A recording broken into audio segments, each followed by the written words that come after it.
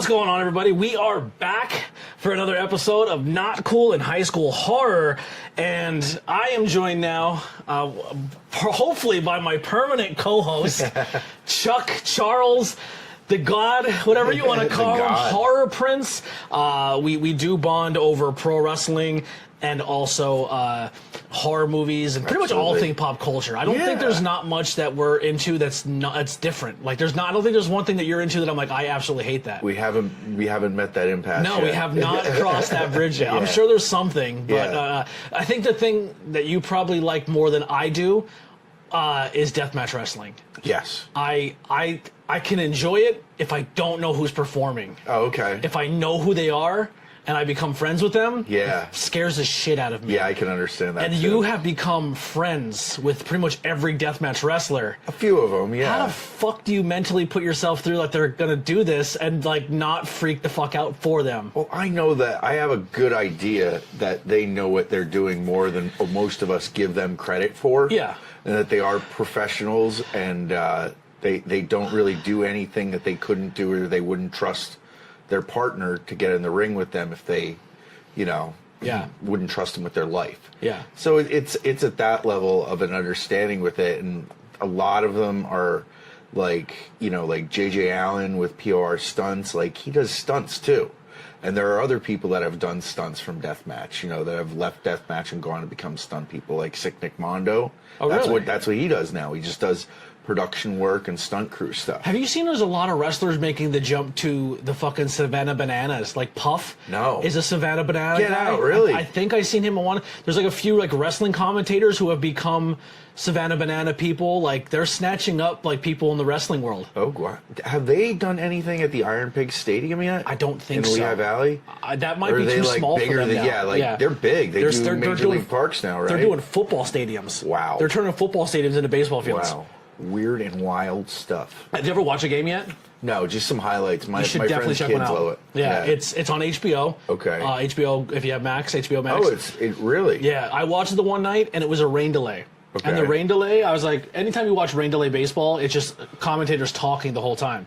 Tell me they have hot dog cannons. They just play another game. Like, they just show you footage from another game, but it's so goddamn entertaining, you don't care. Okay. Because people are backflipping. Like, so if you catch a ball and do a trick while you're catching the ball, that's 2 outs. Each inning you play by runs or outs. So if you get 6 runs and 3 outs, and then the next team does 7, they win 1 point for that inning. Oh my goodness. So each inning is a point. You win by the inning. So it keeps the pace going, it keeps the score high, it keeps people interacted. And then at the very end, the last inning, every run is a point. So even if you're down 30, you can roll it back at the end. Man. And then they have sudden death rules. But the whole time they're on rain delay, everyone goes to the concourse because it's raining and they're trying to get out of the rain. All the players leave the dugout and the locker rooms and go up to the concourse and hang out with the fans. Oh, wow. So you always feel like you're interacted. Like, even if you're in the nosebleed, they make sure you're invested in the team. They send players up to come talk to you and stuff. Get out. I love it. Do they have mascots? I don't think so yet. But I think other teams' mascots go and support them. Are they city specific? Kind of. There's only 4 teams. There's 4 teams? There's the Savannah Bananas, the Firefighters, the Cowboys or something, and then the Party Animals. Ooh. And there's only 4 teams, and Party Animals, where are they from? I think they just, I'm not sure. But they're like like neon pink and blue and gray. That's their colors. Okay. Like, they have cool colors. Who's that team with AEW that does that? The Outrunners, yes. Yeah, they look very Outrunners. Like the Outrunners and Joey Janela. Yes, very much so. Yeah, they're great. But yeah, back to where we were. But yeah, so there will be other times where we will have guests on. We talked about before. I still owe Courtney Terrifier 3, which I think bringing you into the fold with me, you, and Courtney is just a fucking home run. Oh yeah. I talked about Brian joining us because he hates horror. So I think it'd be fun to hear him. We pick a movie that we both love and hear Brian just be like, I didn't like it because this, and this, and just like overanalyze it, overbook it. You know what I mean? Oh yeah. I think that'd be a lot of fun. Lily is now getting into horror. Okay. So for this movie in general, I didn't use my rule that I normally should, but it's called the Did the Dog Die website. Does the Dog Die website. Yeah. And literally it lists off every triggering thing that could possibly be in that movie.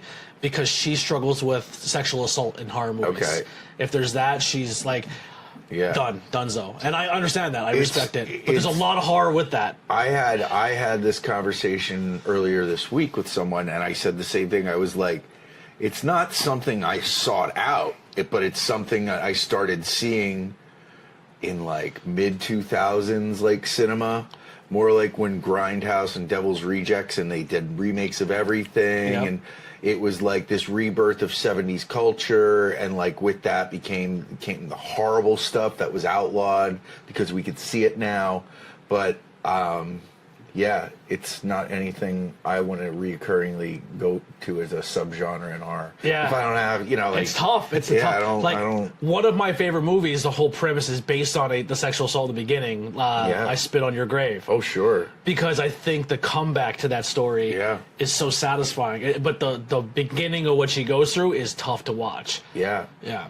Yeah, the Last House on the Left is the one too. That I'm like, it's tough, but it's a good movie. Yeah, I mean, you've seen Devil's Rejects, right? Mm-mm. Devil's Rejects. The hotel scene is there's tough. no reason for that in Devil's Rejects or House of a Thousand Corpses, other than Rob Zombie just wanted to throw it in there. Yeah, because that's what he does in horror movies. Love him or leave him, whatever. But I don't know. Somehow he skipped it out of the monsters, though, which is good. Oh, yeah, he did. I forgot he did that, and I watched that too. That was all right, I guess. I didn't hate it, but it wasn't my favorite. He's doing okay. Yeah, it's definitely the prequel monsters. It wasn't like 5-star cinema, but I was happy that it wasn't. It wasn't a ruined idea. Like it was okay for me to show my kids and be like, "This is still the monsters." I was just showing still the the original general monsters. premise. She was a fun Lily Munster, I thought. Yeah, Herman I hated Herman at first, but then he grew on me towards the end. Yeah. Okay. Yeah. But I'll have to revisit that one for spooky season. Yeah, well, that's the cool thing. This is coming back with spooky season. And like I said, I'm always down to chat with you and hang out with you. If there's ever a tornado tag you want to jump in on us, you always have access to all that if you want to. But today we are talking about the movie Dangerous Animals. Now, when you sent this to me, you said the guy who directed what movie? Weapons? So I think that's incorrect. Oh, I'm sorry. I think they directed Longlegs. Okay. Or they were part of Longlegs. Okay. But Weapons is also on the list of something I want to watch. Yes. And I have access to it. Okay. So I can possibly get you access to that as well. I would love to watch both of those movies. Yeah, so this movie, when you first told me about it and I read the thing, I was like, how the fuck do you make a horror movie out of this? Yeah, I thought, honestly, from the description, I was like, I guess I had heard a blurb about it on the last podcast on the left, one of their short stories or whatever they do between podcasts. They're reviewing summer horror cinema, and that came up as they were talking about Weapons. Maybe that's how. But I was like very much the same. I was like, this could be terrible. This could be like Sharknado. I did not know there was a serial killer element until I watched the trailer. Because this is what I like to do too. Even if we go back and watch a movie that I've seen, or maybe I haven't watched it in a while, but I remember watching it, go back and rewatch the trailer before you watch it. Oh yeah, it sparks something. Mm-hmm. Like if you watch a trailer for a movie and then watch the movie immediately after, it's a different vibe. Yeah. Because like you almost get that vibe of the movie theater where you're in watching the trailer and you're like, I want to watch that, or you're like, I hated that trailer, and then you watch it, like, okay, the trailer matches. It was a terrible movie. Yeah. Or you watch the trailer, it's like, all the good stuff was in the trailer. Right. That's my problem with trailers in the last 15 years at least. Yeah. That they tend to ruin parts of the movie that after you watch it, you're like, why would you have put that in the trailer? Yeah. That's like the last scene of the movie, and you put like 2 seconds in the trailer. Just to do it. You don't have to do that in a trailer, right? You know what movie did that for me? Who? The New Pet Cemetery. Okay. Where they show in the trailer that she doesn't die, it's the little brother this time. Okay. And they flip it. And I was like, why would you show that in the trailer? That's like a big, and during the movie you're like, that's kind of a plot twist, because if you watch the original, you think that it's one, and they switch it on you. I wouldn't put that in the trailer. But yeah, this movie didn't really do that for me with the trailer. Mm-hmm. It actually made me more interested. I watched the trailer, I was like, oh, this looks good. Mm-hmm. I'm interested. And I was immediately drawn in by Jai Courtney. I hope I'm saying, I'm terrible with names, I'll get better as we go. But Jai Courtney in the trailer, I was like, holy shit. And I didn't know who he was. There's a wrestler on our scene named Phil Insane. Oh, okay. I thought he looks like Phil Insane mixed with Ed Hardy. Or Matt Hardy. No, what the hell is his name? He looks like Ryback. Tom Hardy. All the Tom way. Hardy. The entire movie, I'm looking at this guy. There's two people he reminds me of. The other person I can't say, but he is from Monterey City. I used to work with him. Okay. But the other one is Ryback. He looked like Ryback at scenes in the movie, especially intense scenes, or there were scenes that highlighted physicality. I was like, he reminds me of Ryback. Yeah, he was a big dude. Yeah. He put it on for this movie. So Yeah, he plays but Phil Captain Insane, Boomerang. that's a good one too. Yeah, Phil Insane meets Tom Hardy. Yeah. I think I watched the trailer when my brother was here, and he was even like, "Is that Tom Hardy?" I go, "No, it's not Tom Hardy. It looks like Tom Hardy." And then we have Josh Hudson. I think I said that right. Hassie Harrison, Ella Newton, Liam Grinnick. And then the rest were kind of like just background people. This movie did not have a lot of actors in it. It was mostly shot between a handful of people. But the premise of the movie is when Saphir, and she's a savvy, free-spirited surfer, is abducted by a shark-obsessed serial killer held captive on his boat. She must figure out a way to escape before he carries out the ritualistic feeding. Where was I at? Ritualistic feeding to the sharks below. And trailer happens, I'm in. We watched this on AMC Plus. That's where I watched it. That's where you watched it. You Free 7-day trial. Yep, get a free 7-day trial. Or if you like horror and you also want to follow along this podcast, we'll probably be using a lot of Shudder, because I do also like watching mainstream horror, but I do like watching that corny, shitty horror too. Oh, sure. Yeah, I think it would fall under horror, but I think when the new comes out and it's available to watch on streaming, we should go back and watch the original Toxic Avenger and then the remake. I would love to. Yeah. I haven't seen the remake yet. Pardon me. You saying shitty movies spurred something. A friend texted me today and asked me, "Are you familiar with Full Moon Features at all?" No. Full Moon Movies. It's, Okay. The Puppet Master movies. Oh, yeah. Oh, my God. And Puppet Master was shitty. all of But those great. movies that Charlie Band made under the Full Moon Features umbrella. He said there was one that was called Gator that I was like, I've never seen it. He's like, you got to see it. It's so bad. The CGI makes it so bad. And I like going back to things like that. There's quite a few Full Moon movies we should watch. I'm in. Yeah. I like finding those deep cuts too. Yeah. Like a lot of people don't talk about it, but it got popular with the video game because they put the movie in the video game, like the full movie. Yeah. You can sit on the couch in the video game and watch the movie on the screen. But Tammy and the T-Rex. Yeah. Like, if you look at the cast of that movie, you're like, what?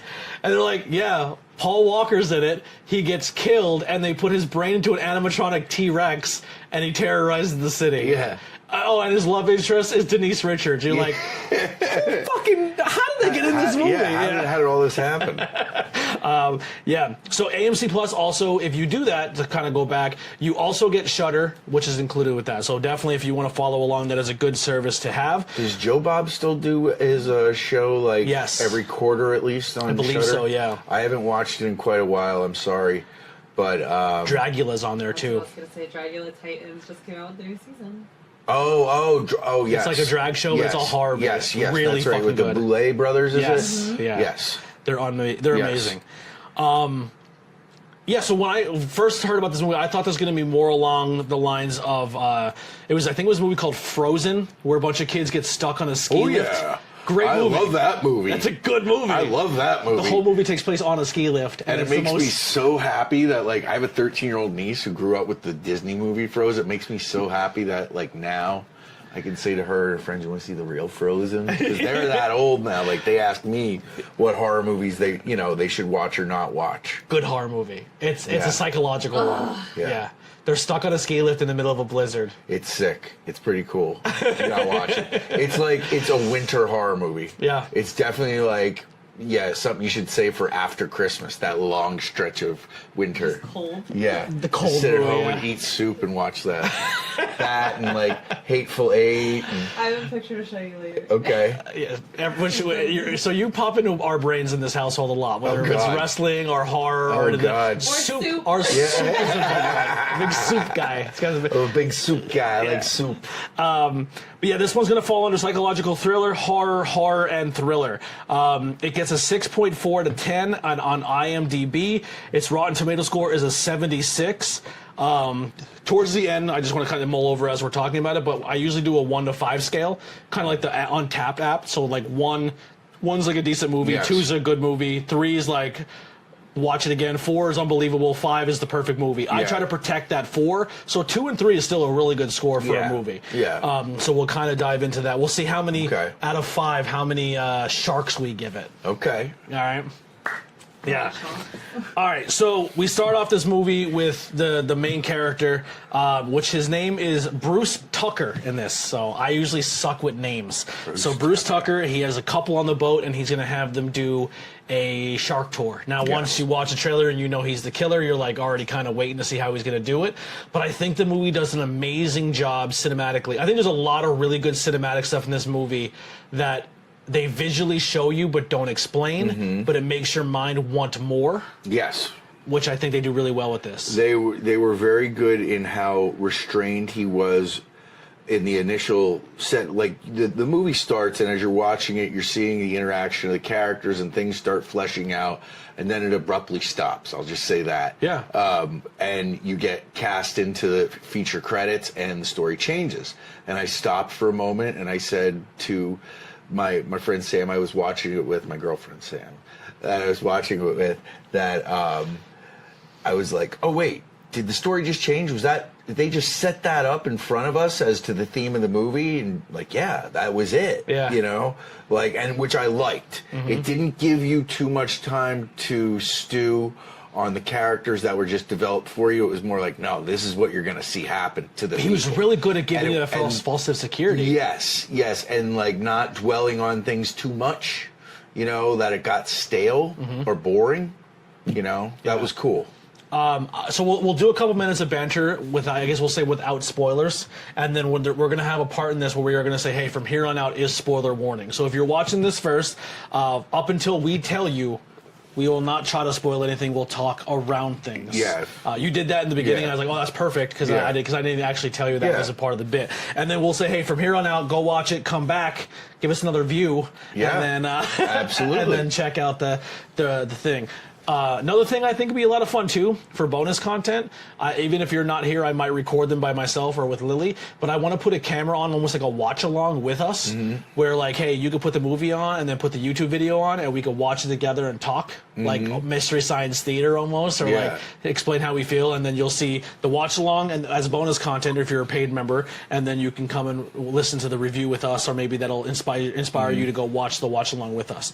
But so. We're trying to not really get into spoilers, but you do find out very early on about the serial killer thing. But like the one shot that really got me is when they're in the water doing the shark dive, and she has that genuine fear of, oh my god, the sharks are going to get me, the sharks, because the movie sets you up that that's where we're going to go. And then there's almost that peace and beautiful scene under the water where it's not dangerous, the sharks are just existing, they're just swimming, and she just comes up from the water and she has that like, oh my god, like that was so beautiful, like, and he's like, really? Yeah. And then it just from there just immediately pulls the rug from underneath you. And it's all that you needed to understand where things were going. Well, and they show that in the trailer. So in the trailer, they show him poke the boyfriend. That. I didn't know that. Yeah, okay. So that's how they set the tone of the trailer, that this guy's a bad guy, where he kills her boyfriend in that beginning scene. Okay. The boat has this vibe to it, almost like a Jeepers Creepers van. Yeah. Because there's a few scenes where they're going back to the boat, or you first see the boat on land, and people are seeing it, and it's not even like in the main shot, because you're shooting it from the back seat of the car, but when he turns the corner and he's focused on the road, you as the watcher see the boat as if like, oh my god, there it is. It's a huge boat. Yeah, it's a huge boat. The cafeteria is beautiful. Like, it's a huge boat for one person, I'll just say that. It seems smaller on the outside, but it really opens up when you're in there. Just think of the possibilities just when you think of that. Be like a party boat. For this story. This could be the first movie in a series, and then a series of prequels could follow it. I was going to say that. And you could find out about what we're going to talk about in a bit. But like, they definitely set up like this boat is huge for one person to have. It would have to be impossible to man yourself, because the only other person that you see that he interacts with is Dave, who's like the terrible drunk guy who lives on the dock. I guess the dock manager or something like that. Either a dock manager, or he kind of almost comes off as he might be like a homeless guy that might help him stir a business. Yeah, maybe. Yeah, it's weird. They're in cahoots somehow. Yeah, to be sure. So I would say, do you have anything else you want to talk about that's not spoiler loaded before we dive into it here? No. All right, so I think this is a good cutoff. We'll put up now. If you guys watch from this point on, we are going to spoil the shit out of this movie. And come back and join us after you watch it, or just hang out and listen to the spoilers. Some people like that, and then come back and or chat in the comments. Obviously, we're not live when we do this, but when we are doing this, it is on YouTube. You can watch. You can watch it on Spotify, or you listen to the audio on Spotify or any other podcast app. If you made it this far and you haven't done so already, help us with a 5-star review. If there's a way to write comments in there, please do, and we will read comments in future episodes. We do a lot of content on here that's not just horror movies. If you want to follow just the thread on YouTube, that's only the horror, go to the very bottom or just type in Not Cool in High School Horror. It does have its own YouTube page. It does not have a lot of subscribers. It's a brand new page, but I try to separate the content by each theme. So if you're not into, if you don't want your timeline to be 80% wrestling, because that's what I do. I think we have a cat fight downstairs. Cat fight. Definitely have a cat fight downstairs. One cat's not fixed, and we have to get them done, and they're just been beating the shit out of each other. Bring the spray bottle. Sorry about that. We're back. But yeah, Justin, check out those pages. Basketball. Huh? Your mom's just watching basketball. Yeah, that's what I hear. So WNBA sounds like cat fight. It did not. I don't know. I thought I heard cat fight. Like I thought Kramer, I heard. Yeah. Kramer. Cat fight. But yeah, check all those out. We do have merchandise as well. Maybe some cool spin-off merch for Not Cool in High School coming in the future. We'll figure some stuff out.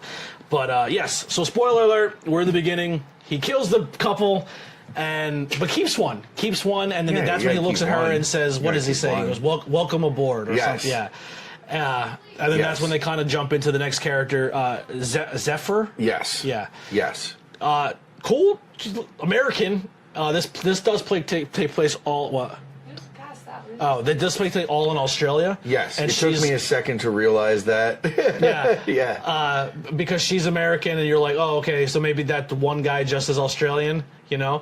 But you know what my thing is I have in my Discord I have 2 Australians in there, and I've met other Australians. Oh yeah. So like, Australian accent doesn't even faze me anymore. It's just part of the lexicon for me. Me and PJ, you know my buddy PJ. Yeah. We have had a friend for, God, at least 25 years now who is from Australia. And you hang out with him so much, and gosh darn it, just doesn't faze you anymore. Yeah, and I met a lot of wrestlers from Australia through Deathmatch, because there's Deathmatch Down Under, that company that Tremont's worked with and ICW NHB has worked with. So Joel Bateman. Okay. A lot of people. Terry, who the hell is that guy? Terry, not Cruz or Funk, but Terry. I forget Terry's last name, but yeah, I've met a few of them. Does Australia have their own version of a Terry Funk? Well, this guy named himself Terry. Oh man, I can't believe I'm blanking on his name. He named himself after Terry Funk, so he likes to fashion himself the Australian Terry Funk. Fun fact about our cats and wrestling and deathmatch, you'll like this. So when our one cat Boom was born, the weekend of I was in London for All In or All Out. That weekend, Terry Funk dies, Bray Wyatt dies. Somebody sniffing my ass. All In happens. So we named a cat Wembley. Okay. Boom for Adam Cole. Terry for Terry Funk. Okay. Bray, and then one was just kept bougie because it was supposed to be Bebe. Oh, Bebe, yeah. Bougie. Yeah. Terry's a great name for a cat. I love that. I love just like regular normal people names for cats. Just makes sense. Yeah. If I would have known what I've known now, I wouldn't have named Boom Boom. He would have been our scumbag. It would have fit him way better. Okay. He is the MJF. You always rename them. They never really know their name. He has a little white spot under his nose. He's a black cat. He's a tuxedo cat, but he has just one little white spot. I feel like we should have named him Tony Montana. Or TK. Tony Meow Montana. He could have been TK, Tony Khan.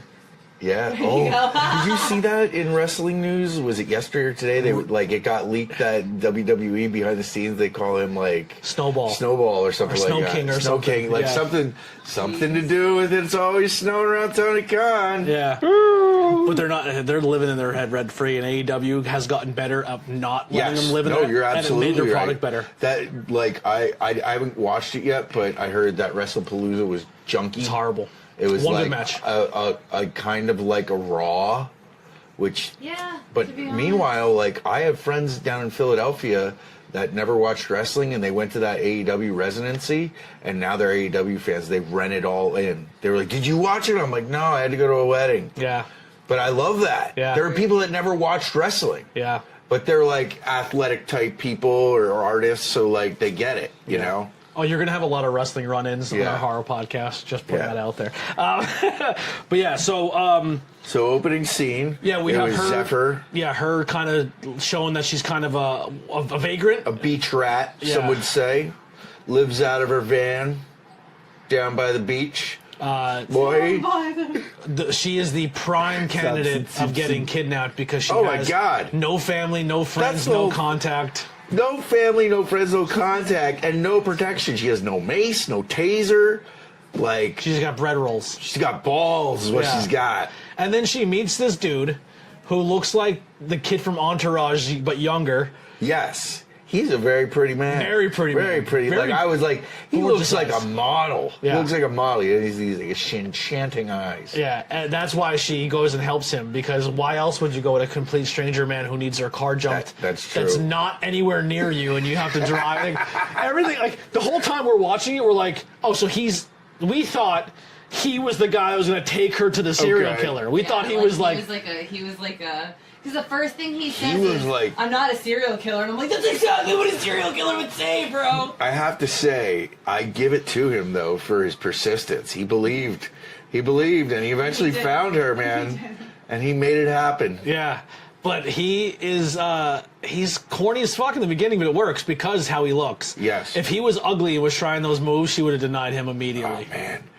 What if he looked like Screech from Saved by the Bell? If he looked like if he looked like me, he wasn't getting that girl. I've just recently come to find that Screech is my favorite Saved by the Bell character throughout the series. He's the only one with sanity.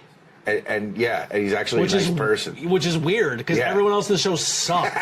They do. Especially Zach Morris. Zach is the worst. He's horrible. He's the worst, dude. He should go to jail. Consistently throughout the series. There's a whole TikTok page dedicated to really? Called Zach Morris is the worst. Yeah, that makes sense. Yeah, they have a YouTube page. Sense. Yeah, they just go back with like clips of like, look at how shitty he treated his friend in this scene and in this so scene. They actually like showed he did this and they showed the actor who played Zach Morris a video of Zach Morris's trash, and he watched it and he goes, you know, playing the character, I never thought of my character this way. He goes, but now people are showing me Zach Morris's trash.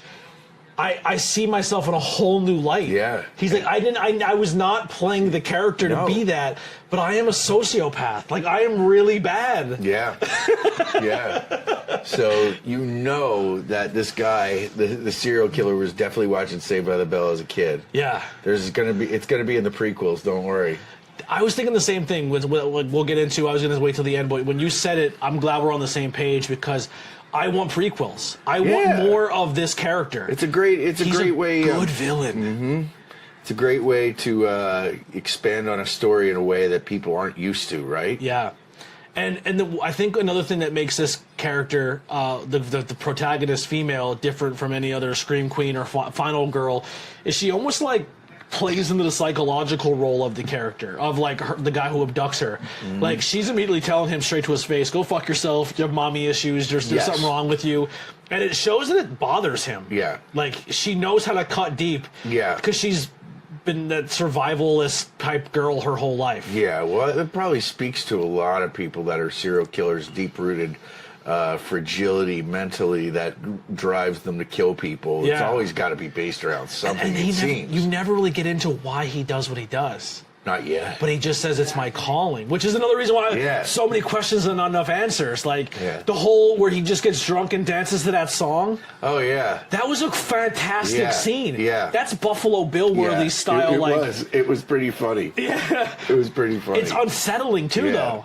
Yeah. Like, just how he knows all the words. And another awesome thing about this character, too, that you don't know, no, they don't explain it, but they just show it to you, and you understand immediately what, like, his trophy system with the cutting of the hair, and then making a lore out of it, and then taping the lore to the box. Oh boy! And then I don't want to come across that at a swap meet. Oh, and then in your brain, like, oh my god, there's gonna be more tapes, and they show the one row, and then it just zooms out, and it's like Dexter's fucking. I think I tried to count I think there was like 18 of them. Yeah, Can I at say least. something on that though? I know I'm not mic'd up, but she was in the same scene. She's inscribing the girl before her's name and her Heather. name, and Yeah. you're only seeing like 8, 9 Right. names there. So So- that's the only people who actually had it marked, right? Yeah, and and then that's you see whenever it's correct. coming out, you're You like, see all the "Holy patches shit, of white there's on the so wall." many more. Yeah. Yeah. But the Or fact, it's like, like he painted over Yeah. them. Like it's freaking wild. yeah, and the fact that the first girl doesn't tell her anything of like, she's like, you don't want to know.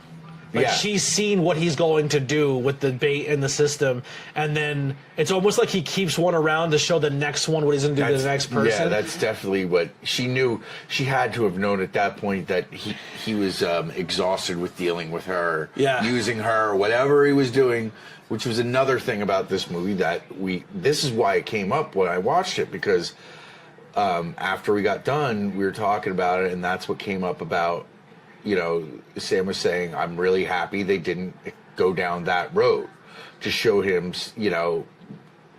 essaying. people. I thought it was coming. Yeah, and I was happy they didn't, because they didn't need to.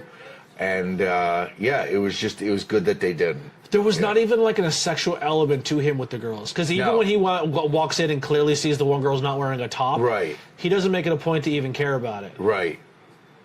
Him and Dave were definitely in a relationship, right? Maybe Yeah. with dance moves like that, he was. That's why the dog was so pissed off. Yeah. He's like, he rubs your belly, not mine. Yeah, he's super. You could tell he may be gay, not because he's a serial killer, right? Because that was a thing back in the day when people were oppressed with their sexuality. Yeah. A lot of them became serial killers. Think of like all the famous serial killers. Could you imagine? They're sexually repressed. Could you imagine all the serial killers we don't know about in different pockets. We are feeding the right-wing agenda in- right now, saying all gay people are serial killers. No, not at all. Why did you have to throw all But in here's the there? thing. Just kind of go on serial killers. You know what's upsets me more about certain serial killers?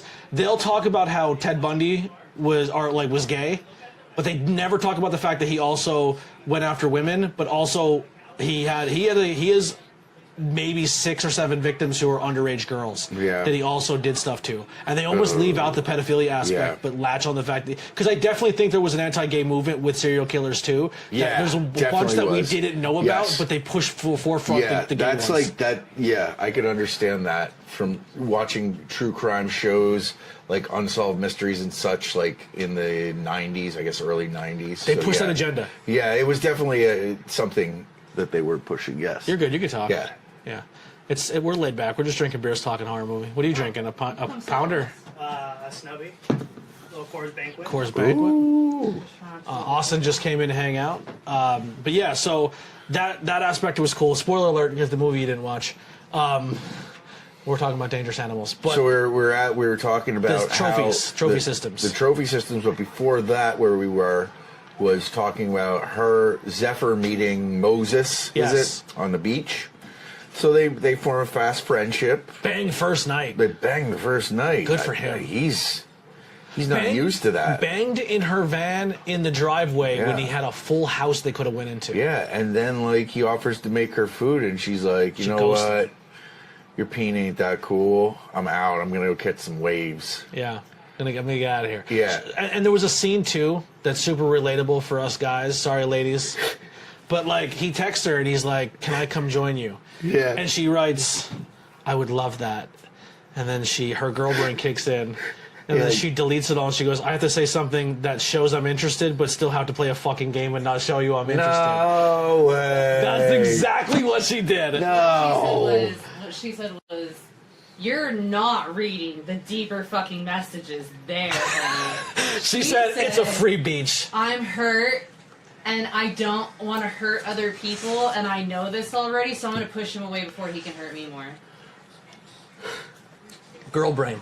Don't do it. You're ruining your own happiness. He would have been there sooner, and she would have never got kidnapped. Roll the man. credits, happy ever ending.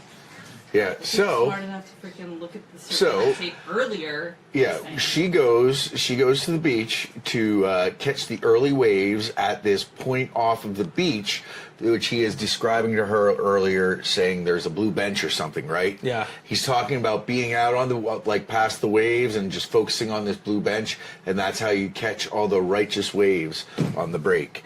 So she goes off to go catch the waves, and you already know what's going to happen at this point, but it's neat how it comes together, and you know how later on. Well, what happens is she gets out. She's getting ready to go surfing and stuff, and then our killer, our serial killer, what's his name? Drake. Yeah, Trucker or something. Drake. Bruce Tucker. Bruce Trucker. Bruce Trucker rolls up and tries to sweet By the way, talk the the font lady. on his business is the DuckTales font. Really? At least That's it looked hilarious. like to me. That's Can you hilarious. pull up on your phone the font of the truck? Actually, it might be in the photos of the movie. That's hilarious. It looks to me exactly like the DuckTales font. I was watching it and I didn't say anything to anyone, like when we were talking about, like, watching it, and I was like, oh, that's the DuckTales font. Like, I don't know where my phone is. Did fucking the photos? There's got to be a photo of the boat, right? Like, there has to be one. Nope. Yeah, I'll have to Google it. But anyway, another interesting thing that you find out later in the movie with him, she wasn't random. He spots a girl and he follows them and he studies them, and he, like, because he even said, he goes, I just watched you surf, and it was spiritual the way you just did what you did, and like, and then later on when he's in between going back to get his supplies and coming back, he spots another girl and he instantly becomes mesmerized, and he's like, you could tell, like okay, when I get done here and I do what I got to do, I'm going to come back and So you think that's what her. he's doing? He's Well, he going kinda up and down talks the about beach, it a little bit, yeah. scoping out the babes. Yeah, I think he definitely, because he talks about, at least maybe I misread it, but when he was on the boat and he's talking to her, he was like, no, I followed you. Yeah. I definitely, he was aware of her and definitely did his research of knowing that she'll be alone and she'll be an easy target. Like, he's pretty careful. He has so many tapes. Sure. So he's very, very, like, I think some of it is the business, but also if you keep running a business and snatching people up, you're probably more prone to get caught. Even though the cops and detectives in Australia in this movie fucking suck. Yeah, they're the worst. Well, I think, like, that's the whole that's one of the things they didn't establish as well as they maybe should have. You find out later in the movie, it's alluded to even more, that the reason they're not so savvy about finding what's going on with these women is they're all foreign tourists. Yes. That nobody cares about, seemingly. Or it's women with their boyfriend or something like that. And it's like, all right, I get it, but, like, you know. Yeah, because she even says he's a local. He's a local. Yeah.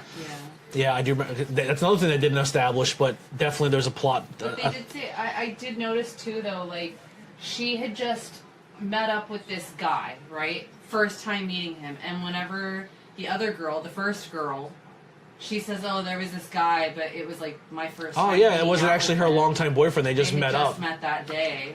Yes.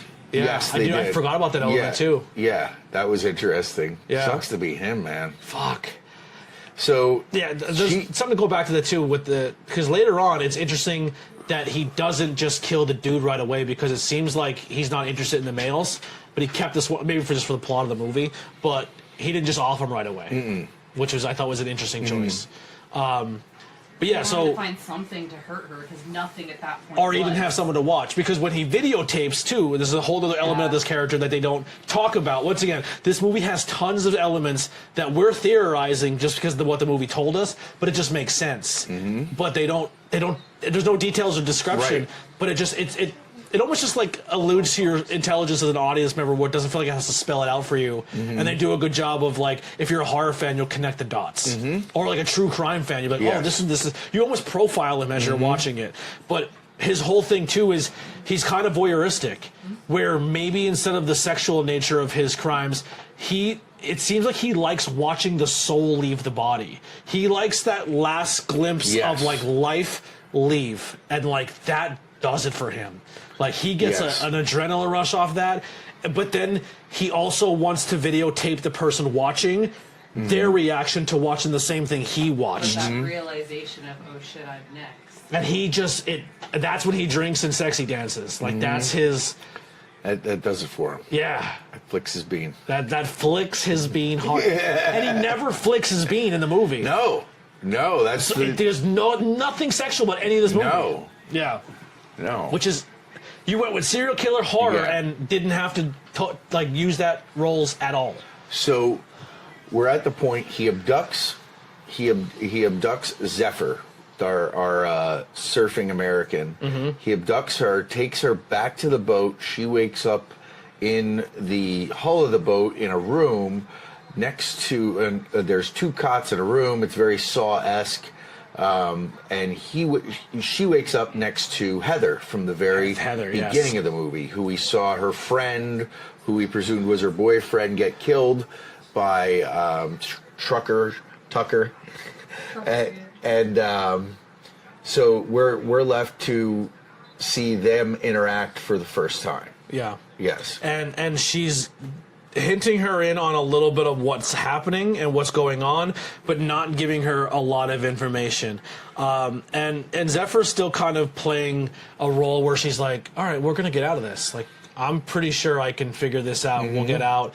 I can pick locks, so we just need to find something. Like, she's Zephyr's fighting the whole time. She's trying to break the bar. She's trying to get the handcuffs out. Yeah, and she's scheming. She's plotting. And right away, she's on top of it about ripping the wire out of the bra. Yeah. To pick the lock, which is amazing in and of itself. I mean, that's got to be a pretty strong wire, right? Yeah. Bro, also, I'm just sitting there, maybe it is just girl brain, but I'm sitting there like, bitch, this other girl was already there for 24 hours and she hadn't thought of this. She's saying how it's stabbing her. She's like, yeah, it really hurts.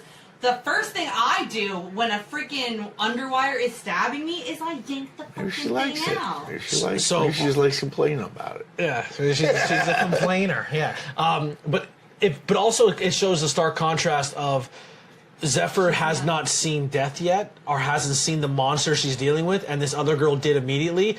And she goes back to the room, and instead of having fight or flight, she immediately goes into press. I'm going to sleep all day. She goes. There's actually 4 different responses. It's fight, flight, feign, or fawn. She's at fawn. Yeah, she's fawn. Up. Yeah, I'm done. She's going to sleep until he comes and gets her and kills her. She's given up. She has no fight in her whatsoever. The blanket's up over her thing. She just wants to go back to bed. I don't care. I don't want to talk. She just kind of gives up. She has no will. God damn it. What?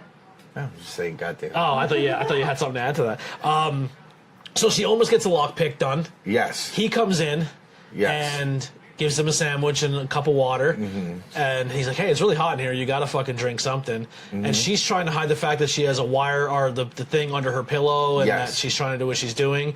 And they both drink the water. He leaves, and immediately she's trying to pick the lock, and it's a great done scene. I love how the scene's done, where she's picking, and you can see she's like getting woozy, and the other girl's like, I don't feel good. I don't feel good. And then almost her talking of describing what we're seeing gets muted, and then you hear her cronk out, and then she just passes out. And as soon as she passes out, he just has a time to come right in, and I found the wire, da-da-da. And he said to her right before, he goes, oh, you're a fighter, I like that. Yes. And he's very monologue driven. He likes to do these speeches of like, oh, I'm a coral snake, and you're the snake trying to pretend to be the coral, and like, you have fighting, like, he's teaching you about sharks, he's teaching you about... Just generally annoying. Yeah. Kill me already. Yeah, and she even says to him, she's like, I don't need your fucking bullshit. Like, I don't need your bullshit monologue, go fuck yourself. Like, I thought it was kind of cool, too. Yeah. But she goes, her quote was, you just love hearing the sound of your own fucking voice or something like that. Yeah, which is something great to say to somebody who's standing over you and has the potential to kill you. Yeah. You know? So yeah, they both wake up. She's strapped to the fishing chair. Yes. That looks out in the ding. She's strapped to a harness, which then is because she's gonna be picked up put over the water, and I Yes. guess he kind of talks about Zephyr is strapped to the chair, and Heather is the one in the harness that about to get that dumped. is attached. Obviously, there's a harness around her body, and you know it's going to happen. That there's going to be some type of winch that's attached to the boat that is going to lower, or put her in the sea, and something is going to happen. Yeah, and he tells another monologue. And this monologue, he talks about how if you're on a cruise or any boat that sharks have learned over the history of humans that if you follow a boat, food will be there. Yeah, is somebody's that gonna the same fall for off. on your on sea? My Navy brother here. No. You guys don't really chuck food overboard or anything like that, so maybe. We have a bigger propeller too, Okay. which keeps things away from us. Like if you get close to the ship, it will just Suck you in and- into the.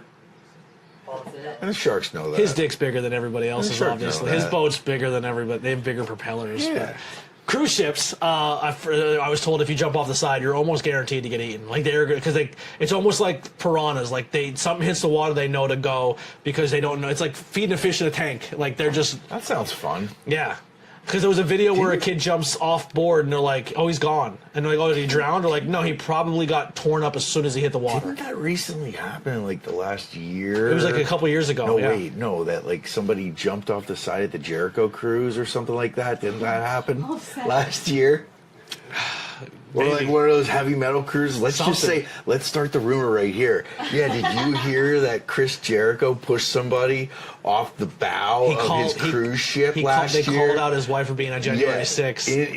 Into the ocean that was full of sharks, and those sharks had lasers mounted on their heads. On their freaking laser beams attached to their freaking heads. But so he does this whole monologue about how sharks have grown accustomed to following boats because when they follow boats, there's going to be food, there's opportunities to eat, and the sharks in this area have gotten accustomed to him chumming the water as much as he Yes. does because. He goes, also, are we stoking the flames of having more shark attacks because we're stoking waters and just doing tourist shit where people can go? And are we allowing sharks to kind of get that visual of what food is? Sure, but for my entertainment, I like it. You know what I mean? Like, and that's what he dunks her in. I would have thought it was going to be more gory. But I feel like they did it, I would say classy. Like, I think the gore level in this movie is pretty tame. Yeah, also, it probably would be expensive to do it like a high level gore, like guts being ripped apart in a body of water. Like, Tom Savini wants some money for that. Yeah. And so does K&B. But I don't think there was a scene. I mean, there's one big CGI scene, but I don't think it looked bad. No. I thought No. for what this movie was, I thought all the stuff looked good. It's beautifully shot. As I said earlier, I was surprised. I thought we were going to have a lot more CG shark attack stuff or just ridiculous sharks splashing around in white water. There wasn't any of that I can recall. It was it was done very realistic. Yeah. She dunks in, gets torn up, but the only thing you ever really see is her die. Like, she fades out, the blood gets thicker in the water where the chum is, and then like her leg floats off. Mm-hmm. But like, it looks like she just bled out because her leg got bitten off, and that's kind of what you see. And it looks like he just attaches the harness and lets her go out to sea, and that's essentially what happens. Now, this is when Zephyr is like, okay, now I know his plan. I knew what's going on. And that's when she starts devising her plans and figuring things out, and she's really fighting to get off. And then she also realizes, I have no one coming for me. I don't have. You learn she's a foster kid at this point in time in the movie where she doesn't have anyone to go to. No one's looking for her. She has no contact with her parents.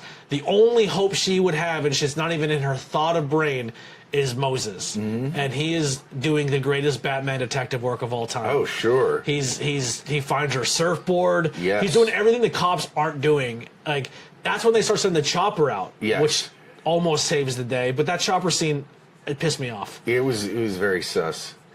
Here's what pissed me They off don't with the do a chopper good scene. job. Goddamn Coast Guard. He stabs him in the chest and has him out on this harness.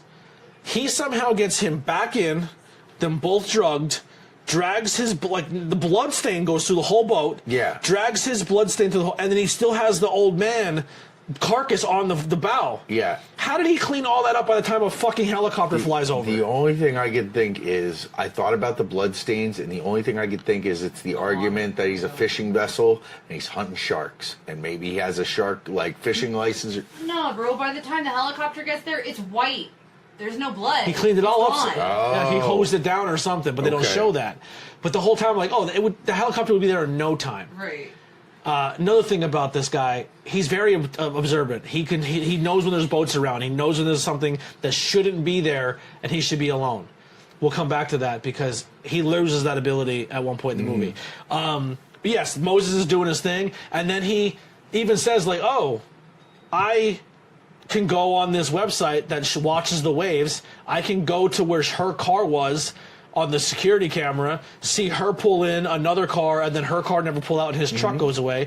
Then zooms in, sees his truck, gets all of his information, and then just goes himself without calling the authority. This guy's been calling the cops for everything. And they don't really show him like frustrated that the cops aren't doing anything. But at this point, he's just like, fuck the cops, I'm just going to go on my own. Which is like, and he kind of alludes to it when he does fuck up. He's like, I really botched the fucking recovery, didn't I? Oh, the saving part, you know? Yeah. Yeah, so he gets. Am I skipping anything that you want to talk about? No, I don't think so. Yeah, so go ahead. You skipped one major part, or Go I ahead. think is pretty freaking major. When he first takes both of the girls out, another key element to this is his camera. How attached he is to that camera. Oh yeah. Her first escape attempt we skip right over. So Yeah. she does get to escape, where she gets a piece of the toilet bowl bucket, and then stabs him in the neck, takes the key, and gets to the top of the boat, scares him off with the camera, throws it in the water, Yes. where she's able to jump overboard and then get somewhat on shore and almost looks like she's about to be saved, and he grabs her and takes her Yes. back. And hooks her back in. Yeah. Hooks her. Oh, that's right. She doesn't even go to the boat. That's the second attempt, because she gets off twice. Dude, every time, bro. I was like, she's right there. She's gonna do it. She's gonna do it. Yeah. No. So that was a cool scene. But then her second escape attempt is when Moses is still on the boat, because that's when she swims to like the party boat. Yes. And she gets to the beach, Oh, and he yeah. gets her and chokes her out and brings her Yeah. back. But that scene, man, she fucks him up a little bit on that one. Like she's hitting him with shit and Yeah. like stabbing him, and he's a big fucking dude. Yeah, he is. but He gained a lot more muscle than when he's Captain Boomerang. I was surprised the first attempt when she stabbed him with the bucket handle in the neck, and like we it's just like, and he hits his head real bad. Yeah, and he does. He plonks his head off the cot across the way, and it knocks him out for a second, for like 30 seconds. And it's like, just go over and stomp his fucking head. Yeah. Stomp his fucking head. But I would say the same thing, but there's still an element that he's just so fucking big. Like, he's really, really intimidating. Where, like, okay, I can go for the kill blow, but he's so big that even if he fucking gets me, I'm done. He's so strong. You know what I mean? So he's almost like that Jason where you're like, I think I'll just take this out and run instead of trying to go hand to hand. Or at least throw the fucking bed frame over him or something. I don't know. I would have. Well, she knew she needed the extra set of keys. Yeah. Yeah. Yeah. But that was an intense scene. And then even the second time when she escapes, where she fucking breaks her thumb, then fucking bites her thumb. Yeah. It rips her thumb off. Yeah. Yeah. She's a fucking gangster. But Simple, man. the bump in that scene is where she's climbing through the little hole and he grabs her legs and fucking smashes her face off the countertop. Oh.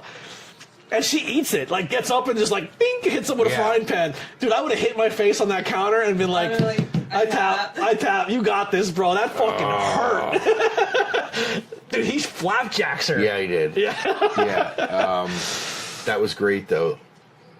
Like the fight, the tension between both of them, it's great because he's not had that before. It seems. And he loves it though. Yeah. He relishes in it. And he's like, oh, Machine almost got away fucking twice. Because he has a whole monologue about it. He goes, you're like a marlin. He keeps calling her marlin. Like he goes, even if a marlin keeps swimming, once that hook's set, you're on board. At this point, it's just game. It's fun. And like, but he's relishing in the challenge, but he's also at some points nervous, like, oh fuck, this bitch is getting away. Yeah. So now we're at a point where he's going to kill Moses. Moses is on the thing. He goes in the water, and as soon as his feet goes in, they're both surfers. They know how to deal with sharks. Yes. So they both calm down. Don't move. If you don't move, they won't bite you. So immediately he brings him in, and it looks like he's like, oh fuck, what do I do now? And I definitely knew what was coming, but I didn't know where he was going with it. And then he fucking rib cages him with a knife, and then goes, that'll stir up the dinner bell, and throws him right back in, which is like, fuck. Yeah. And that's when the helicopter comes. So it kind of saves their life. Again, they have that moment where, like, shit, skip the whole thing. She throws the camera in the water. While she throws the camera in the water, that's when he has to go back to shore to get his supplies. When he comes back to shore is the same time he's going back to the location of the boat, and that's how Moses gets on, which I thought was kind of cool. And that's the scene, too, where... Gets on. Yeah, and that's also where the guy, the hobo on the boat, his possible boyfriend. Yes, or Dave. Dave, his boyfriend. Dave and his dog have discovered that something is afoot. He gets fucking see no evil, spike caned in the head. Yeah, after hearing Zephyr downstairs. He's like, you got a Sheila down here. Yeah. Great word for women in Australia, Sheila. But that scene was crazy. And then when he falls and the spike like hits the concrete, I was like, oh. Yeah, that's the chef's kiss, right? Yeah, it made me shiver a little bit, like ooh. And then but I thought the dog was dead. I thought this is the scene where this dog was going to eat it. Yeah, but all he does is kind of growl at it. Well, he barks at it convulsively until the dog runs away and we never see it again for the rest of the movie. I'm theorizing that dog's dead. That dog was shark food. That was chum. That was chum later. That dog. 100%. I think they're like, I don't think we need to kill a dog or show sexual gratuity in this movie. I think we already have enough to do its job. But if that was a different director, different movie, same movie, different director, dog would have been dead, one girl would have been raped. Yeah. 100%. Yeah. Yeah. So have you Stay away from me, Eli Roth. Have you seen? Yeah, Eli Roth. If that was Rob Zombie, it would have been an orgy on that boat. Yeah. And inappropriate, sexy music all the time. What was the song he dances to? It's not What's New Pussycat. No, it was a creepy song, but it fit it was a good song. I have to look that up. It was a good song. I liked it. It almost gives like Stuck in the Middle with You with Reservoir Dogs. Like I said, Buffalo Bill. It's the Buffalo Bill scene. Like it's done so well. Even the way he like whips his robe around and just keeps hitting the bottle and like so good. There were a few homage scenes I feel throughout the movie like that. Yeah. Yeah. Did you notice any Jaws references? I didn't notice. I thought like every shark movie has to do something with Jaws. I can't think of any. Oh, dancing. No, was it? I thought it had like a really rock drum line. No, that's what it said it was. This could be wrong. Hold on. Yeah. I'm just gonna play it really quick. But Listen to it quietly. But so that's going on. Now they're back in the hole again. She's trying to figure things out. That's when she bites her hand, goes to the whole escape route the second time, and now they get knocked out again. And she's on the fucking line. He's like, all right, I'm done playing with this bitch. He's not even a threat, which we talked about earlier. The guy seems like he eliminates a guy immediately because that dude could be a problem. I'm not fucking dealing with men. My thing is I want to kill women. But now he's like, this girl is a fucking menace. And this guy's already bleeding out. So I'm going to get her on the hook and get this done. At this point, Moses isn't doing much of anything but laying there and trying to breathe still. Yeah. Another great scene where she goes in the water, and this time a fucking massive shark shows up. And this guy loses his mind because part of this for him too is the shark. Yeah. So if he can draw in a great white or a bull shark or a hammerhead, he's like, oh my! And then I guess he says it was a bull shark. Did he? I thought he said it was a bull shark. He goes, that's a bull shark. He's gonna eat her like a toothpick. But I mean, this bull shark is huge. Because there's a really cool scene where she goes into the water and the bull shark and her, which I thought. Now in movies, I think now legally you can't show, like if you're going to use animals and certain things, they have to be CGI'd. Okay. Or something like that. Like but the dog was real. That definitely wasn't a CGI dog. But if anything's going to be done with the dog where it's being touched or handled or something, I think they have to CGI. And I think that might be like the new HIPAA rule of like animals on sets and stuff. But the shark, I mean, once again, the CGI looked great. Unless it was a real shark and they just had that shot, but it looked great how they were kind of face to face. Yeah, and she was said cool. calm. It was a cool, like, poignant shot that she was as calm and powerful of the reflection of what she was looking at. And she was almost like beautiful, like, oh my God, that shark's beautiful. Yeah. Yeah. Like looking death in the face, and this death is much beautiful, like much more calming than the Correct. death that I'm facing. Yeah, Out there. and then she Metal Gear Solids her way back onto the boat, and he turns into a video game NPC. Yes. He can hear a helicopter a mile away. He can hear a boat. He can hear a splash. He hears everything, and he doesn't hear a fucking bitch missing Yeah. a thumb grab her way up onto a boat and Yes. get her overboard with Yeah. no water splashing, no like None, dude. and he's just video game like, oh, I'm gonna keep staring at the water. Something's gonna happen. Like, maybe I will say in that moment, he's so in the juices of like, oh my god, this happened. Is she gonna pop back up? Where's that big shark? He's like in full like Yeah. kid looking at a train mode. Yeah, I know. He's not moving at all. He must have been fixated on one singular spot. Yeah, Like, he was like that big shark. Like I like that train line. That was really good. No one bid on it.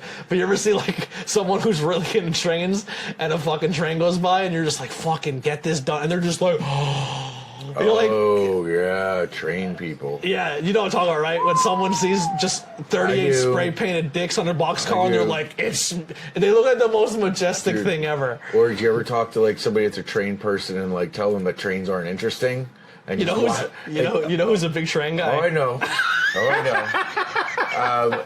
I did a whole 5 questions on it. I've got. Listen, I've you, got 5 trained people in my life. So I know all the personalities of trained people. I know that certain trained people don't like other trained people. What about the people who set up their entire attic to be a train, like fucking city? Wait, what about the people? This is true too. Those probably are the same people, but there are people that wait on railroad crossings.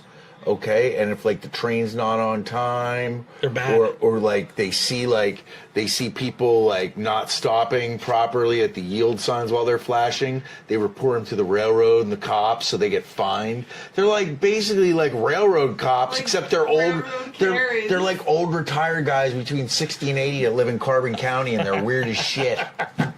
Well, that's what this guy does when he sees a shark. He completely negates the fact that this girl has been escaping every day, and he's just like, fucking bull shark. Like, Yes. oh my god, look at the fin. Like, just geeks out. Yeah. She sneaks up behind him. Then he finally comes through and realizes that he's in trouble, and she harpoons him. And the whole time she harpoons him, I'm thinking, wasn't it attached to something? Same. Right? No, not even just that. Visually, every scene, every block, every frame after that, you can still see the bright orange string that's Yes. attached, and I'm like, oh, it's coming. Oh, it's And the way it rips Yeah. her, like, it rips her by the ankle and drags her in the water. And I'm Yeah. thinking, roll the credits. That's I'm how it like, ends. yeah, I was like, what the heck? I was like, how fucking stupid are you? You're so self-aware that you're standing with your leg wrapped around this cord and you don't feel it. You're pulling the trigger and then you're like, oh shit, I better stand here another 30 seconds while this line fully becomes... She gets fucking Scooby-Dooed. Yeah, she she gets does. net trapped. Yeah. If the movie would have ended there, I'd have been fine with it. It would have been cool. Like, Moses... I'd have been pissed. Moses We bleeds just out. watched her get through all of that shit just to get fucking yanked off a boat. But I'm into horror movies that don't have a happy ending. Like the first Hatchet is that way too. You know what the first one I seen that didn't have a happy ending, and I was like, that was so well done? Sinister. Yeah. No happy ending. Yeah, it's been years. The whole time since you're I like, did. oh, okay, this is, oh, never mind, roll the credits. And it's like, they're gonna click over, see ya, roll it, I win, roll the credits. I was like, beautifully done. So Oh I my thought God. Moses was bleeding out, and they're just dead to the water. Yes. She pops back up, saves the day, flares it up. She said, too, how funny it would be if the Carnival Cruise is like just a bunch of serial killers and they're right back to where they started. No, so here's my thought, right? This guy's probably not the only fucking person who thinks like that. He probably comes from a cult of people who think like man. that. So maybe he's like not concerned with this party cruise, this cruise boat that's been there the whole time because they're in cahoots together, bro. Dude, it's true. Cults ruin everything. Yeah. They make great documentaries, though, once they get They caught. do. Yeah. They do. He likes the C word. I can't wait for the cult we're in now watching the real time, like in like 10 years. Yeah. There's the Netflix documentary of the MAGA movement. Do you remember Marshall Applewhite? No. The Hill. Oh, Hail Bob. Yeah, Yeah, Hail Bob. yeah. And like I remember when that happened, and I was in high school. Like, my friend was such a psychopath at the time because we liked, like, all we did was watch, like, I remember heavy looking metal at the Comet all the videos. time. It was like always behind the moon, right? Yes. Yeah. Yes. The Heaven's Gate. That's who it was. The Heaven's Gate. With the cult. Nikes. Yes. So my friend was such a psycho that when he saw the picture of them sitting there with those Nikes out, he was like, "Oh, more shoe outlet has them." He went there. He bought 2 pairs so that for the rest of high school he could have the Heaven's Gate shoes and tell everyone he had the Heaven's Gate shoes. And that man is an orthopedist. Does he still have the shoes? Probably. He's fucking psycho. Well, that's $20,000 worth of shoes right there. Yeah. What make and model are? Decades. Is that what they were? The Nike Decades. The black and white ones, Nike Decades. Yep. They're wow. Try to buy a pair on eBay. They're like $10K. Nike refuses to make them. Yeah, I wonder why. They are ugly, comfortable shoes. I will say If that. we were They gonna, look like lawn care shoes. They are ugly, comfortable shoes. Wow. if we were to, I mean, I have the cult of ABJ. That's our pretty much community for this content. I have a Discord and a Facebook. You can come join the cult. What's our sneaker for our cult? What kind of a sneaker? What kind of what are we gonna fucking rapture ourselves with? It has to I'd be like- Vans, bro. Checkered slip-on Or- Vans. Yeah, Checkered slip-on like Vans? Straight up, it would have. I mean, to it could be. I Vans. have them on too. So Are you wearing yours right now? yes, I have an iteration of them on. The only That's problem fair, is though. they have poor arch support for me. So then after a do. few weeks, I get really achy arches. Oh yeah. So I'm gonna have to get inserts. Okay. That's fair. That's fair. Tony's got his like Ouija board like Van knockoffs. Oh, that's all right. I got the Nokis. Yeah. I think this. I think they're all the pretty slip-ons. fucking terrible for our I think- feet. Yeah. I can't wear them very often. The Colt shoes slip-ons. Yeah. They have to be slip-ons. We're not tying shit. Yeah. We're None of us can bend over. Look at our backs. we're man. emo. old. We're emo punk kids. we're Elder not. emos, Yeah, we're man. elder emo punk. We're not fucking tying shoes. Oh man. No. If Velcro's coming back, I would rock them. I had a pair of Velcros. Like the last time I remember having Velcros was 2005. I went to Bonnaroo, one of the first years they had it, and my friend was like, "What the fuck are you doing wearing red Velcro shoes?" And I was like, "I'm gonna go see Primus, and I'm gonna stand in front in the mud. So I'm gonna throw these shoes away when I get home." I spent like maybe $6 or $12 at Walmart at the time. I'm for really them, and happy. That's what I did. Yeah, So I'm that's really the nice happy thing that about no like one the- cares like, about like that. Like, What? if today, I think most of us are like, where can we find knockout shit? Because I'm not paying full price, and no one.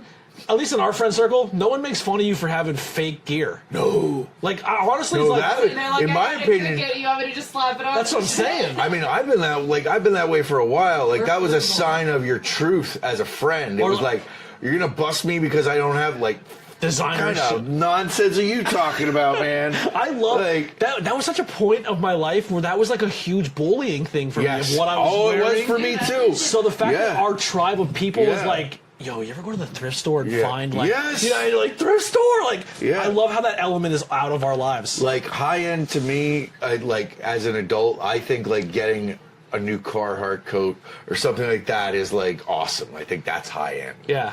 You know, because that shit 'Cause will it's last you like practical. 10 years if you take care of it. You know, Uh-huh. like it's practical. Yes. Yes, I want you to be comfortable, practical, and warm. Yeah. All of you. Yeah. Oh, but you're like, I'm gonna buy the bougie jacket with the heating insoles in them, like where it heats up. Yeah. If I worked at a DC or in like a cooler or something like that, I would probably buy one of those heated vests, but I have no use for it. And I don't like camp in the winter, so like I have no use for no it. one's going to concerts in the winter, outdoors. No. And once November hits, I'm not going to football games anymore. But Yeah. Youngblood just got reannounced for Philly in November, so That'll be inside. Where is he going to be? MetLife Stadium. Not in Philly. Met- Not in Philly. MetLife is New York, Wait. Where am I at? Where am I at in The Philly? link. He said. The The link. link is Philly. but they might move it inside where the basketball team plays. I know. I hope they make him play outside in the cold, so he has to run around cold and wet with no shirt on. Here's another sidetrack. Sorry for the people who are interested in this movie. We're going to do a lot of these sidetracks. But how do you feel about concert price tickets? I think it's terrible. I won't even go. I mean, I think it's ruined a lot of the experience. What's your limit? My limit. Like, you well, look at I tickets and exceeded you're that like- this year because I'm an idiot. But usually, like, comfortable. I could feel comfortable spending $100, maybe to $150 on like a lower level ticket for an arena show. Yeah, like I think I paid $130 to see Nine Inch Nails. I think 130 is my limit. And I'm like, like 130 is about it. Like, so I looked next summer, System of a Down, Queens of the Stone Age, and Acid Bath are doing a European tour.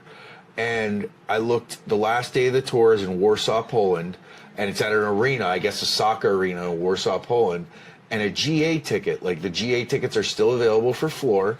And I think that was 130 or 140. And I'm like, that's way cheaper than a GA ticket is in America. Mm-hmm.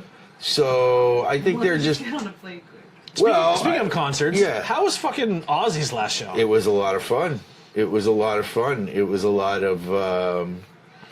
it was a lot to get there. It was a lot more travel than I've ever done for anything like that. But worth it. It was worth it, yeah. Hell yeah. It was worth it. And, everyone was there to have a good time and loved Black Sabbath, and I'm very fortunate and glad I got to go. How sick are the European? Like, how sick is you? I love people from They the were UK. they were nice. They're amazing. They were nice as hell. We had two different occasions. We had people walk us around the city to show us where to go. Yeah, they love the fact And like that we were like, give a could we fuck buy about you their... lunch? Could we buy you a pint? No, we're good. We got to go meet our wives. Like, oh, cool. They like, love the fact that we're into their culture. Yeah. They love it. They're like, these Americans are here, and they, like, I was walking through, and I was like, all right, I'm in this marketplace, and I'm like, where's the rooftop for the Beatles show? Where's the Get Back rooftop? Yeah. And they're like, oh, same thing. Walk down here, it's right there. Yeah. But unfortunately, you can't go in there. It was bought out by another company. They don't let you tour it, but all you can see is a plaque on the wall. Yeah. And they're like, but if you walk up this way, and this way, Abbey Road's like, probably like a 35, 45 minute walk. To an Australian, 45-minute walk, he's like, get the fuck out of here, bro. That's like 3 miles. I'm like, that's a fucking normal walk for us. Like, that's pretty normal. Yeah, so we did it. He hated it. Yeah. I thought it was fine. But I thought it was fine until the next day, Mr. Cobblestone. no. The cobblestone feet fucked me up. So that was I wanted to save my feet and body for All In. I did not want to go to All In and be my body Smart. shot. But he kept fucking with me because I was like, yo, I gotta slow down. He was like, oh, old man over here, you can't fucking can't hang. And as soon as I conserved as much energy as I possibly could for All In, then once the show happened, we had 2 or 3 days to explore. I go, I'm gonna fucking kill this Australian. I'm gonna show him what walking is all about. Yeah. And I walked myself to my feet fell off, and he was literally begging for a cab. He's like, please, he goes, for the love of everything, get us a cab, get us an Uber, I'll pay for it, I'm not walking back. And I was like, oh, who's a bitch now? Yeah, we were lucky because we met people and they would tell us what trains to get on and everything. They're so nice. I would move there in a heartbeat. All the pubs that I went to, people were nice. I didn't think people were louder than folks in Schuylkill County or Pennsylvania. I was wrong. I was dead wrong. Yeah. Oh my God. Here's a weird thing. Did you experience while you were there, like the age of drinking in bars? No, I didn't experience that because I went to well, not so much. So I guess I did, but those kids that you're talking about, which I would call kids, they were 16 years old in the bar. They knew the bar I was at that was like that. It was during some cricket event was going on. That's why it was crowded there. And most of the older people, like myself, stood in a cluster near the bar because there were tons of TVs around, and then there were peripheral tables around the rest of the pub. And I noticed that's where the older people sat, families, and kids, young people. Yeah. I was at bars, club type things where there was like 15, 16-year-old kids drinking. And I was like, and they're like, oh yeah, technically you're allowed to do that here, but after a certain time, they can only be in here if they're with someone over the age of 18. So they just bring one person who's 18, and like, not trying to be weird, but also age of consent in the UK is 16, and they only know that from pro wrestling because that was the Marty Scurll situation. Oh, but the whole time, like, we're sitting in a bar, I'm like, oh, don't go over there. That's a Marty situation. To stay away. Like, but there's kids. Like, I was like, I'm not drinking in this bar anymore. I'm freaked. Like, we were out at one point. Because adults be hitting on them. Yeah, well, yeah. We went out at one point and we realized we only had so much time before bars closed, so we tried to hit up a few.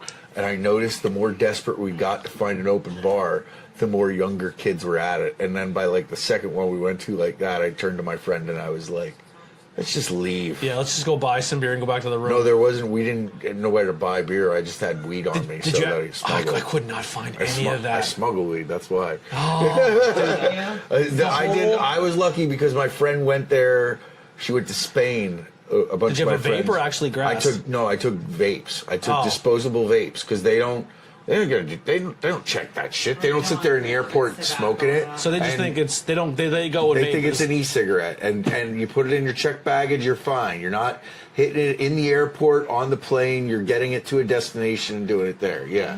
So They just think it's a vape. it's all gravy. that look like They don't have the vapes, they don't have the manpower to test to that extent yet. Yeah. I could not find the weed to hold, and then when I was afraid to even try because I didn't. Good. Right, but when we were at the show, there was a guy who literally reminded me of you. Long hair, Yeah. glasses, the whole nine, nose septic piercing. Yeah. And he was Raz was sitting in between us, and he went like this to Raz, and Raz goes, "No," and he immediately goes, "But he's been looking for for a week," and I go, "You have weed?" He's like, "Yeah," and we're in Wembley Stadium. That's awesome. That I you was got the smoking high analogy. as shit, and me and this Yeah. guy just chuckled and laughed at the rest of it. I was the best. Didn't he get thrown out? Why did you think he got thrown out? No, the people in front of us got thrown. There was a guy in front of me that was him and his girlfriend were so blackout drunk. They were drunk before the pre-show match started. Blackout. Yeah. And I was like, man, you paid for floor seats in Wembley to get blackout. And the only reason he got good kicked time, I out is guess. he kept going back for more beer. And they let him go. Like, that country drinks. Yes. And it got to the point where he was getting so rambunctious, they're like, guys, you gotta fuck off. You know what my favorite thing one of my favorite things I saw about drunks at the Aussie show was, I mean, I was drunk as shit there. Yeah, I blew my budget and I was like, I don't care. What were you drinking? I forget what the fuck Ale's beer. not that good in London. They I were forget what gross, beer I the was ones I had. drinking all day, but I started out getting 2 beers at a time. Before I knew it, I was getting 3 beers at a time. That's a long show. Yeah. Yeah. Who impressed you? Who did you thought sucked? I was impressed. Well, let me finish the beer go ahead, story sorry. first. So, like, at one point, I go to get beer, and there's these people fighting back and forth in the beer line, like, God, 100 feet away. And I'm like, they start screaming, and like, it looked like they're about to push each other or are pushing each other. And all of a sudden, 5 bobbies came from behind me. And they got half the distance between me and those people and started screaming at them. Like the loudest, like, hooligan screaming at the drunk people. Drunk people immediately stopped, dispersed, and apologized. Yeah. And like, it was like when It's the bobbies awesome. screamed over there, like I saw it twice there, and then I saw it when I was out drunkenly walking around, and like, people Fucking know him. to shut up, people know to shut the fuck up. When the fuzzy hats come out and they go, Yeah. "God, out of Yeah. the way!" And everyone's like, "Oh, I'm so sorry!" Like, So- don't touch my horse! The horse will bite you. The band I was probably surprised by the most was, because I'd never heard them and they were decent, was Hailstorm. I never listened to Hailstorm PA before. band. Yeah, evidently my band played with them once Really? in Bloomsburg. Yeah, at a head shop. Yeah, 20 years ago. What instrument did you play? I was the singer in a band, Day of the Rope. Really? Yeah. I don't think I've ever heard you sing. Yeah, Sing. I'll definitely send it to you. Okay. But that's 20 years ago-ish, and they were good. And then the other person that impressed me was Steven Tyler. I nearly shit my pants. It was amazing. He sounded great. How about Steven Tyler? Yeah. Oh, so Youngblood won me over at that show. Yeah, he was I good. left there like, oh, Yeah. I am obsessed with this guy now. Yeah, he was good. Yeah. He was good. I didn't like him at first. Yeah. He tried to get me into him. I was like, fuck this guy. Yeah. I like his song 11 Minutes Away with Halsey, and everything before. I was saying to her earlier, I'm like, He didn't like it, Halsey. I He wasn't. didn't I like was not a Youngblood. I Youngblood was the fan big until Youngblood after fan. that 11 Minutes Away song with Halsey. Yeah. Then he got more in depth with like Who he was. who he was. You know what's crazy, and it shows how the progression of me as growing older. I judged him by the way he dressed and the way he looked, and I was like, I'm out. He's trying too hard to look like edgy and cool. And then as of like getting to know him more, I'm like, oh, this dude's like the Steven Tyler, Ozzy Osbourne, David Bowie of his generation. He genuinely didn't do it for the attention. He did it because that's just genuinely how he felt. got and a lot of- and he's authentic. He's got a lot to live up to, because a lot of people have put a lot behind his name now with the comparisons. And it's unfair. Did you hear in a the new way. him and Aerosmith? No. Are you pretty aware- good. Are you aware that actually started recording before Ozzy's death? Before you? Yeah, they did a 5-song EP where Youngblood and Aerosmith. Great. Yeah, it's really the Great. first song's good. Yeah. But he impressed me, and then I watched Guns N' Roses, Yikes. Yeah, I don't know what the fuck they did. For those 2 or 3 songs where they were playing their stuff that they wanted to play, everybody was pretty pissed off about that. Did they ever announce the band that wanted money? I don't know. I don't really think they did. And honestly, when they said that, I don't care. I don't care. Like, my theory is not being a jerk in my response, but I don't care. Yeah. I mean, that's at this point, that's such a minuscule detail, and all the respect in the world is Sharon Osbourne, but she is somebody at the end of the day that always wants to lead into the next news cycle. So that was her chance to lead into the next news cycle with things, okay? Yeah, that's all that was, guys. Yeah. And then, unfortunately, everything happened with Ozzy, and I don't care if we ever hear it. I'm sure eventually in the next year you'll hear it. You'll hear it. But I think they said that they thought it was Scorpions, and then other people, which it wasn't Scorpions because they were on a separate tour with Judas Priest at the time, I think. There was rumors it was Judas Priest. There were rumors it was Iron Maiden. The 2 that I'm thinking or rumored of is Kiss or Motley Crue. I heard Motley Crue. The fact that Motley Crue wasn't there is insane to me. Yeah. I mean, I'm going to be honest. Yeah. I love Motley Crue is one of my favorite bands of all time. I love them. Great, fucking very chick 80s metal rock, but still badass for a dude.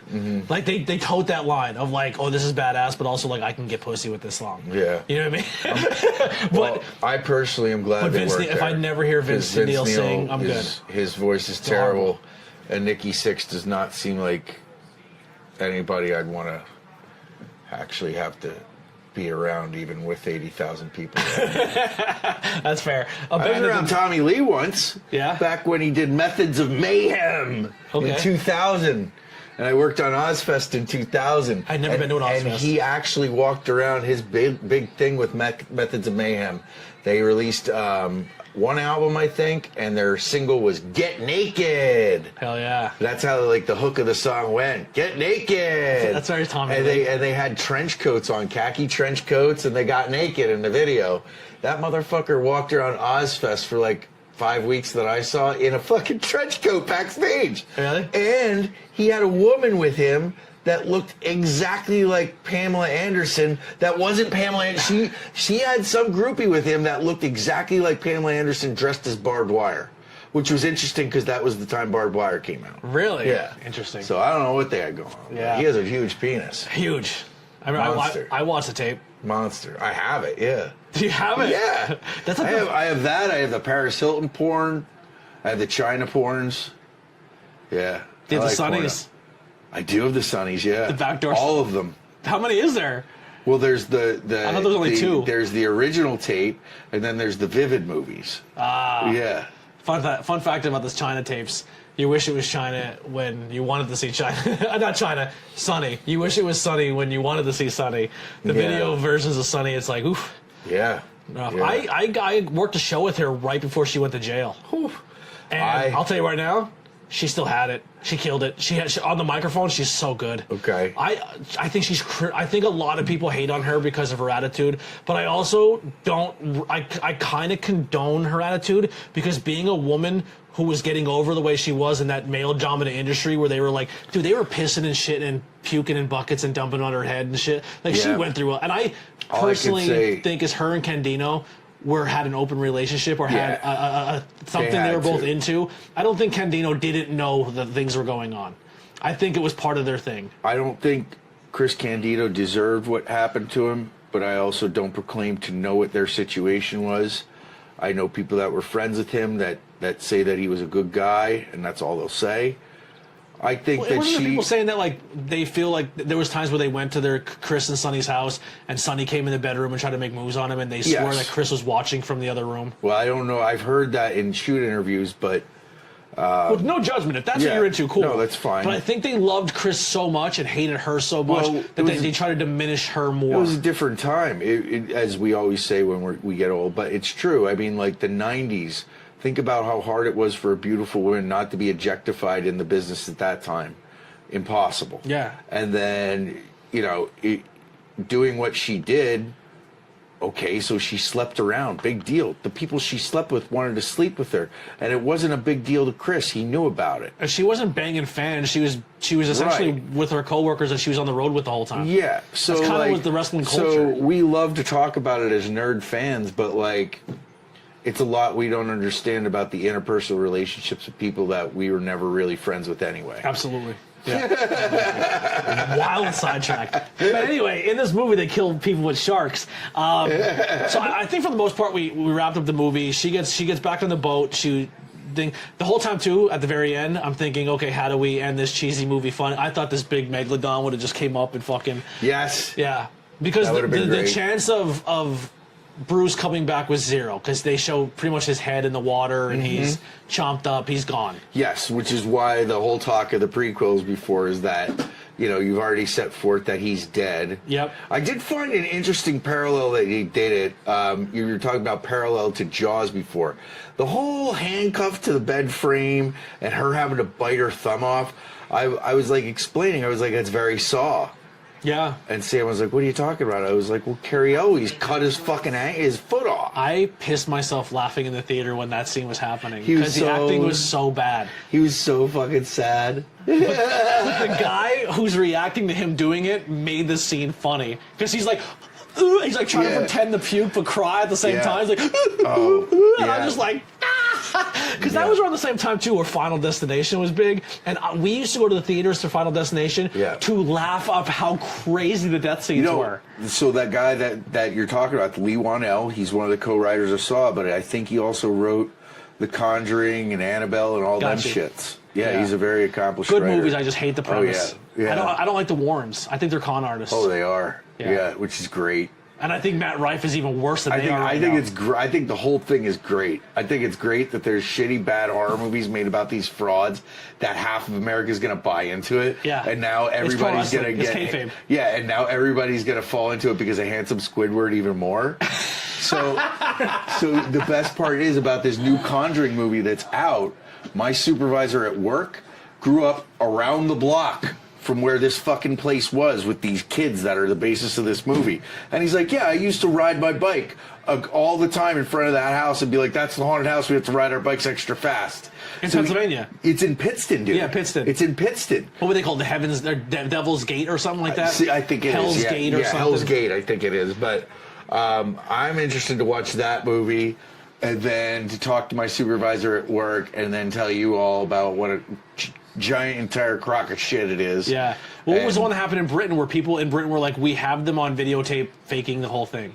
The Warrens. The Warrens and the family, the one that happened in Britain. The one that happens in London. Okay, I don't know. I've fallen out with that whole goofy, mystical universe of things. Yeah. Yeah. I watch them for the sake of watching them, but I don't get into them. I was like, I said to somebody, I was like, the Nuns part of that? Like, the Nuns part of that universe. Yeah, like, what? Because they're trying to make this parallel that this demon followed Lorraine around, and people are trying to make the movie comparison to a real life thing, and it's just not true.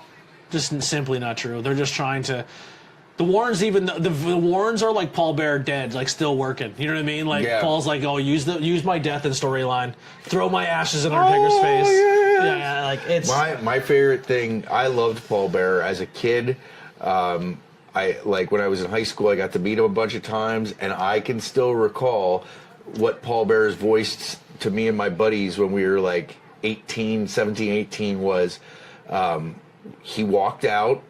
And I think Kane was with him this time. It was when Kane, before he became unmasked. When he wasn't pink and white, he was like normal skin tone.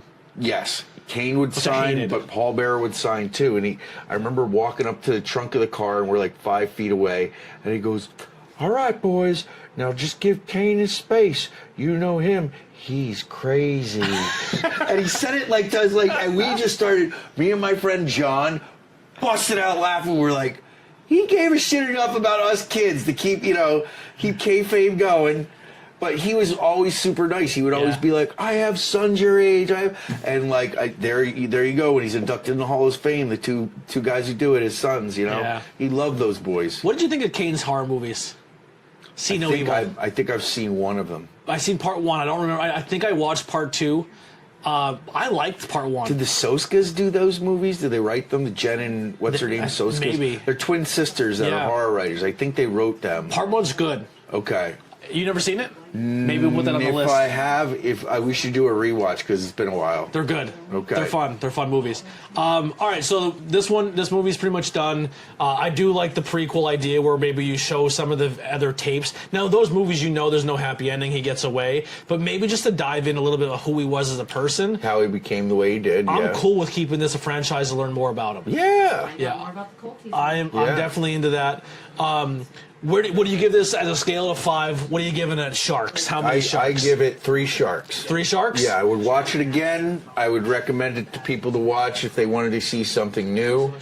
How about yourself? I'm going 3 sharks as well. There you go. I maybe want to go 3.25. Okay. Give like a quarter shark in there. Okay, that's the Meltzer in you. But it is a Meltzer. I like it though. I definitely think it's a movie. I definitely think if you're watching, and I've had people who watch these podcasts or listen to these podcasts or movie reviews, also let me know if you like these longer form we take sidetracks and go crazy, or if you like me just staying to the point.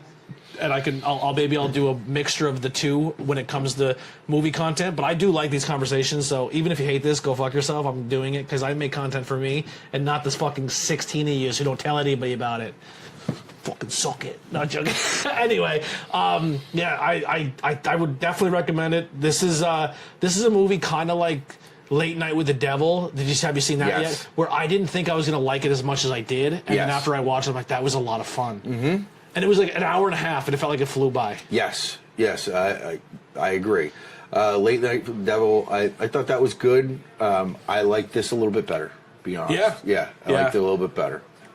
Different movies. I think the element of it, of just the realism of the serial killer, the realism of using, because the whole time you're like, oh my god, this is legit the perfect crime, because you can just blame the sharks, and the sharks are going to eat these people, and like, for the most part, the way he scouts his people and they're tourists and this and that, like, he kind of is committing the perfect crime. Yeah, the only credible evidence or witness is Dave, and he's so fucking blind drunk.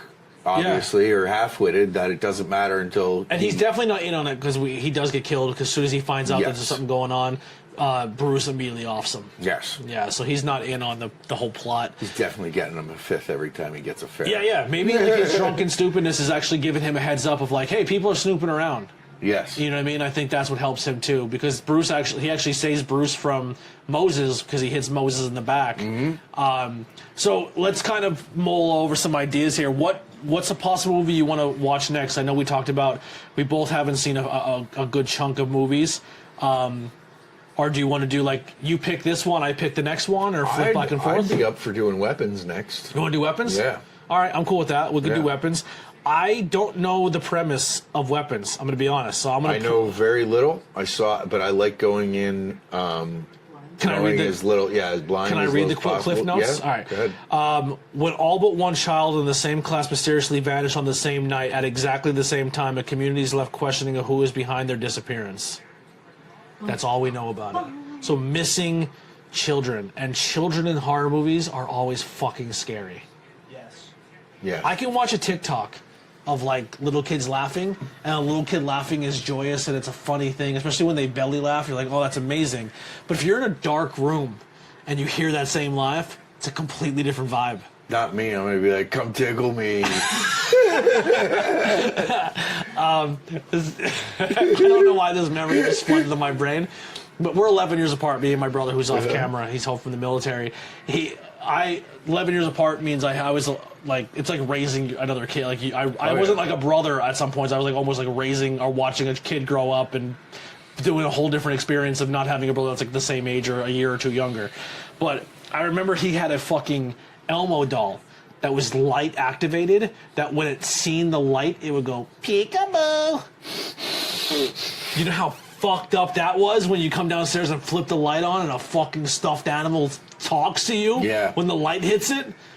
Dude, so many times my dad would have fucking heart attacks, or he'd come running down and be like, ah! And you're like, what the fuck? Like, worst toy ever. We buried it in his toy box, but he would always pull it back out because he loved fucking Elmo. But yeah, creepy fucking toy. creepy. Well, now you know how to really screw with your brother. Just find another one. Buy like 20 of them and don't tell him, and then one night. Like one that's already Yeah. opened, disheveled. You just take the sticker. Actually, speaking of You go toys real and fucking with slow. people, our mom has zero sense of humor. Like, none at all. And there's a video I seen that I was like, oh my god, this would be perfect to do with my mom. Do you ever see those cactuses that they have for babies that it mimics the sound and says it back? But like, the baby No. like, ah, and it'll be like, ah! And it like wiggles when it does it. This guy puts like 30 of them in the room, and the mom's like, you think you're fucking funny? And then the rest of them go, you think you're fucking funny? Oh my god! Repeating after and getting more and more high pitched. And they probably all start Oh, perpetually repeating each other, and then Yeah. it just ends up cycling. I just imagine me committing to the bit doing that to my mom because it would be fucking amazing. Oh my goodness. She is so angry, and I love it so much. People think I should make more TikToks of me fucking with mom because they like. already had. Listen, she's on heart medication now. Leave her alone. I scared her in the alley. I think I still have the footage. I might have deleted it, but I scared her in the alley. Yeah, I scared. Yeah, good call. I don't want to we could hear in your scream. Yeah, yeah, but I scared her in the alley, and I had it on like this brand new camera, and she was like, "What the fuck? You scared me, but you want to fucking help me?" Like almost with a hammer. Yeah, it's bad, but man, this is I haven't had a podcast like this in a long time where I just fucking sat with another person and hung out and chatted. They're at Boss Cobbs now. Is this me or you? Me. Of course it is, you fuckface. Oh, so I want the white one with the red collar. That's the one I'm Yeah. looking for. Yeah, CM Punk. Sorry, saw that box tons of pro wrestling. And I was like, I'm buying this. So when Chuck comes back, we'll close this one out. Also, too, first attempt of doing the 3-camera angle. Probably gonna hate myself editing this, but I think the end result will be better for you guys as a listener. I love being at the table again. Like, I know it takes up 90% of the room, and Lily hates it, but like, just sitting at this table makes me feel really good Why does Lily hate it? because it takes up 90% of the room. Why does Lily hate it? Because we have a smaller version on this Because table. Lily got told you could have a space to do your Yeah. do your project, But and then pack don't it up and worry move about out of the it. way. And then the next day, oh yeah. I thought your space is gonna- I thought your space was gonna be against that wall. Did you guys talk about the guys who directed this movie, what they directed before this? Long Legs. Long Legs, which Yeah. which won, I'm pretty sure it won awards for being like the indie movie of the year. You all right? I'm looking at your figures here. Oh, okay. You're like, We'll want to throw your mic on. We'll wrap let's this do one up. long legs next. I thought we were doing weapons next. Whatever you want to. Let's do weapons, and then we'll Okay. do long legs. So, yeah, this is. I was just saying that this is a lot of fun. I miss having these conversations and doing old school Yeah. podcasts like this. If you want to hear more of Chuck's story, if you head over to the ABJ podcast page, it used to be called Interviews with Everyday People. All the interviews with Everyday People are still on there. So I kind of merged that YouTube page, renamed it, but kept all the stuff on there. But there is older interviews with myself and Chuck with way different equipment than we're Yeah. using right now, but still the same table, but different Yeah. location. Still the same cable. But you also, just to kind of close out, just to Yeah. let people know about you, so we don't have to do it every Yeah. single time. But you also do like horror art and prints Yes, and I do stuff. horror artwork, illustration, merchandise design, concert posters. You can check me out on Instagram. My name is @Horrorprints on there. I'm also @Horrorprints on TikTok, @Horrorprints on Threads, and you can find me. There's Horrorprints on Facebook or Charles Moran, whichever. I am no longer on X. Fuck you, Elon Musk. Yeah, I'm on there, but I'm slowly getting away. I'm not using it as much. I use it more for the wrestling because more wrestlers are on there. I know, and that's what I hate the most about it is because there's a lot of things that I miss or I have to catch like secondhand, but I couldn't do it after last October anymore.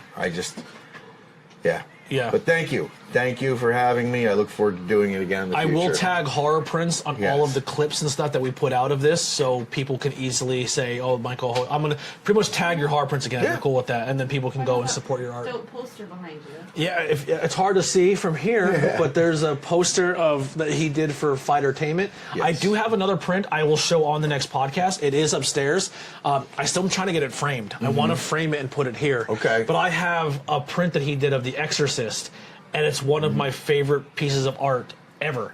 I have a few wrestling ones upstairs too that I got from other people. But this Exorcist one's sick. It's an upside down cross and it's all foil. Yes. And inside the cross is the cardinal coming up to the house with the street light, but then above is like the house, and above is just the Reagan eyes. Like when the devil knows the cardinal's coming, and it's just like staring. We just lost hard cam. Shut down. Yep. Oh, we lost the hard cam. It's a 3-second end. That's all right. Let's click to this. I'll just as we're talking. But yeah, we can use these cameras. But yeah, it's a great print. I will definitely show it off to you all so you can see it. But it's a great one. Chuck's very, very talented. If you want to get art prints of stuff, maybe you guys can reach out to Chuck and you can get the prints of, like, if we do a movie review and you want Chuck to be inspired by the movie, and pay him and he'll draw something for you. What would you draw from this scene? If you were to do, that's a great question. Dangerous animals. Yeah, what would your scene or your piece of art be that would you inspired? I would love to do The sexy dance. No. Oh, I thought for sure it'd be. I would like to do a static aerial shot of the little parking lot, Oceanside, where he abducts her, with her van and him abducting her out of the back of the van. Just to, like, kind of just show to parallel of, like, the remote nature of things. Like, there are all these crazy things that happen around us in the middle of the night, in the middle of the ocean, you know. When you're busy living your own life. When you're sleeping. I love that. That's actually why it shut down was So too beautiful. the space right now. Uh-oh. I don't know why it just wouldn't automatically switch over to the Backup. backup. It'd be like that. Now it looks like it's frozen. Well.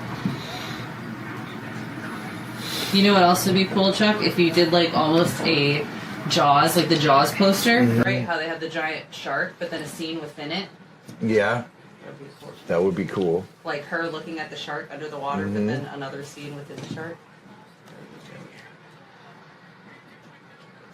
All right. Well, we probably won't do another 2.5 hour one. This is the first one, so we're finding ourselves and finding. Yes. So it won't be as crazy for the next ones. Sure. But I had a lot of fun. This was a good time. I can't wait to do more. We will be back. We'll try to do these bi-weekly. Yeah. Like try every other week. Sounds good. If you, like I said, you're always welcome to come hang out if you want to come do a wrestling one again in the future or something like that.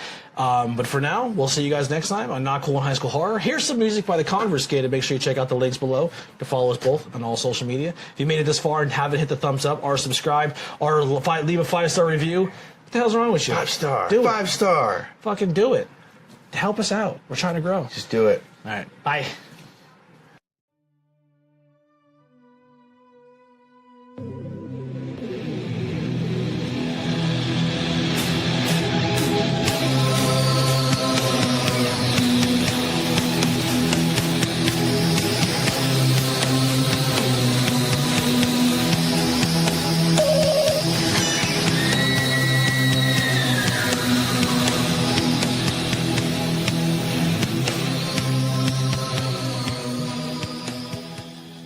For comedy and signings. I just recently found out that he was in my favorite kids TV show, What's that? and he was making fun of The Rock the whole time. Avatar: The Last Airbender. He played a rock, an earthbender that was Get called the fuck out, really? the Boulder. He was the Boulder, which was like The Rock. This was The Rock. He only talked Check. in third person and shit. Yeah. Check. So you can go under or you however you want to do it. Just put it on my collar. Yep. Oh, damn it. Check. Check. All right, let's I'll start you. I mean, I know you're started, but I might bump into this one more time. I have everything but my hook.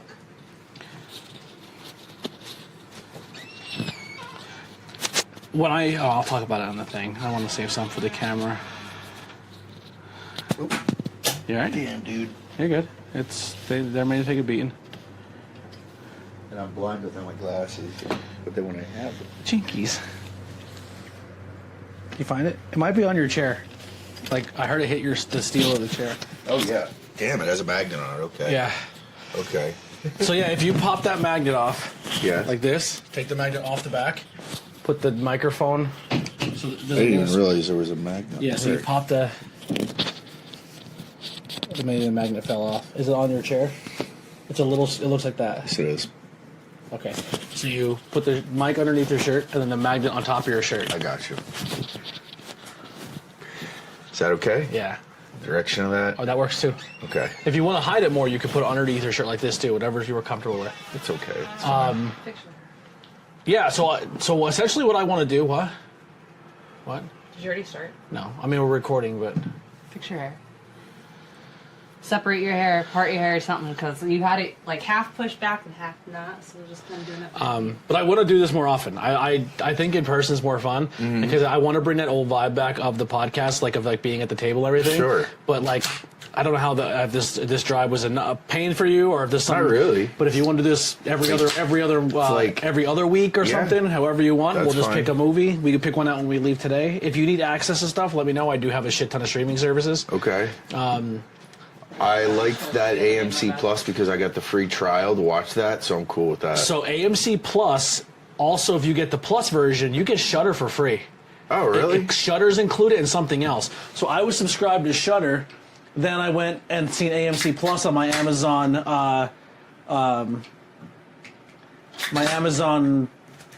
thing. When I'm on my screen is like subscription. So I have a Shudder Plus. I'm sorry, Paramount. AMC Plus, but it comes with like something else and Shudder for free. So yeah, but if like I said, there's another movie too, we could figure something out. Okay. I know some on my list that I have yet to see. I have not seen Longlegs. I haven't seen that. I haven't seen Barbarian. I haven't seen that. I haven't seen Black Mask Black Phone. I haven't seen that. Saltburn. Saltburn, I haven't seen that. Yeah. So that there were some other ones that are pretty popular that people that got a lot of traction. Sydney Sweeney. Oh, Sinners. I haven't seen Sinners yet. Okay. I started to watch. Yeah, I haven't heard it. I've heard of these, but I haven't seen them. Yeah, Sinners is supposed to be really good. I didn't Okay. realize that. I knew the premise of Sinners, but I didn't realize that it's like the Parent Trap style shot. Like Michael B. Jordan plays two different characters. Oh. Oh yeah. I wasn't aware of that either until you just told me. You ruined it! I Spoiler. didn't ruin anything about the fucking story though. So. But I just know it's a vampire movie. Yeah. Is it? But yeah, so we'll figure stuff out, and maybe we'll ask the audience what they want to see us review or talk about.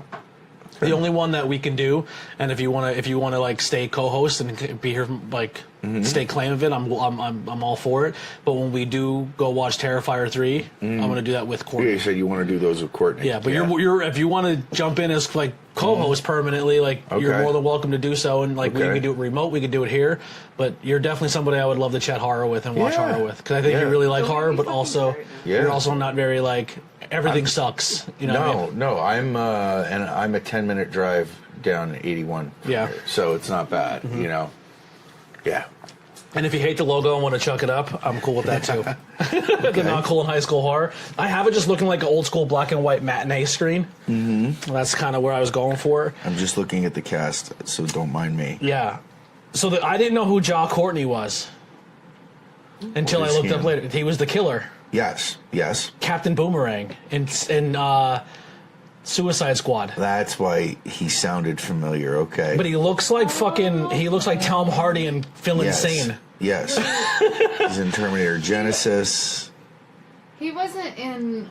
It's not the same guy as Mortal Kombat, right? No, that's Michael Jai White, right? No, he's the new one. I think she's talking about. Okay. I suck at explaining characters that I don't know. Dave. I thought the dog was going to kill him. I thought the dog was going to be the one that kicked him into the water and the shark would eat him. No, I think without showing it, I think that dog fucking dies. I think they cut that out of the movie. Okay. You think that's where they stopped it? That's a terrible thing to. They were like the dog. That never going to pass any type of a rating system. Nobody wants to see a pet or especially a dog die. But the dog annoyed him the whole movie. That's why I think when he had a chance, he took it out. Mm-hmm. Oh my God. I thought we'll talk about it. Yeah. All right. You ready to dive in? Yes. We're gonna wing it. Just, Okay. all right. Dive in. All right. Yeah, I like that. All right. So another thing too is how I when I want to start a standard when we start recording is when the cameras are not rolling, or I'm sorry, when they start rolling and I'm setting thing up. For just going forward, this one I won't do it because I don't know exactly what we talked about or said. But from the time we start rolling till the time I say live, all that footage can possibly be used. I might throw it at the end for like bonus stuff or like setup time. I just think it's a cool little behind the scenes thing. Yeah, that's fine. All right. 3, 2, 1.